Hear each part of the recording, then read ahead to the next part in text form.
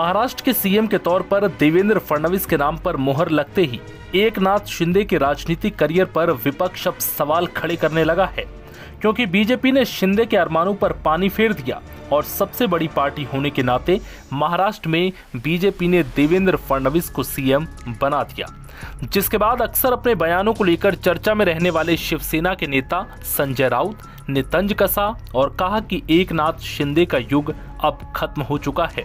उनका युग 2 साल का ही था और अब उनकी जरूरत पूरी हो गई। संजय राउत यहीं नहीं रुके, उन्होंने कहा कि अब शिंदे को फेंक दिया गया है और अब वो इस राज्य के कभी भी मुख्यमंत्री नहीं बनेंगे। बात ऐसी है कि अब शिंदे का इरा खत्म हो गया है, 2 साल का ही था, उनकी जरूरत थी वो पूरी हो गई, अब उनको फेंक दिया है। अब शिंदे इस राज्य में कभी मुख्यमंत्री नहीं बनेंगे, मैं आपको बताना चाहता हूं। ये लोग शिंदे की पार्टी भी तोड़ सकते हैं, ये भाजपा की एक लाइन रही हमेशा पॉलिटिक्स में, जो उनके साथ काम करते हैं उनकी पार्टी तोड़ देते हैं, खत्म कर देते हैं। आज से देवेंद्र फडणवीस राज्य के मुख्यमंत्री हो गए, उनके पास बहुमत है, बहुमत होने के बावजूद 15 दिन तक ये सरकार नहीं बना पा रहे थे।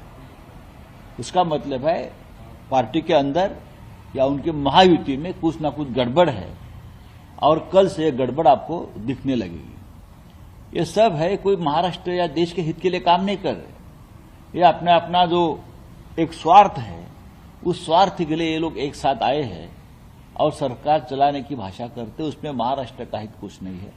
लेकिन जो नतीजे महाराष्ट्र में आए हैं उसके खिलाफ राज्य की जनता गांव-गांव में सड़क पर आई है कि हमें ये नतीजे, ये निर्णय मंजूर नहीं है।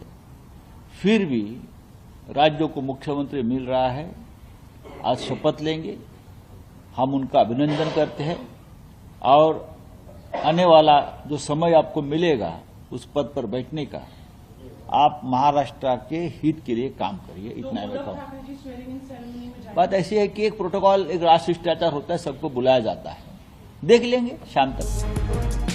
संजय राउत ने कहा कि बीजेपी की हमेशा से स्ट्रेटजी रही है, वो जिसके साथ भी काम करती है उनकी पार्टी को तोड़ देते हैं।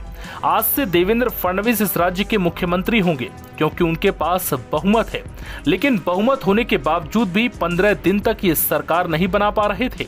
इसका मतलब है कि पार्टी के अंदर या महायुति में कुछ ना कुछ गड़बड़ है और कल से ये गड़बड़ आपको दिखने भी लगेगी। बता दें कि अब एकनाथ शिंदे को डिप्टी सीएम पद का ऑफर दिया गया है।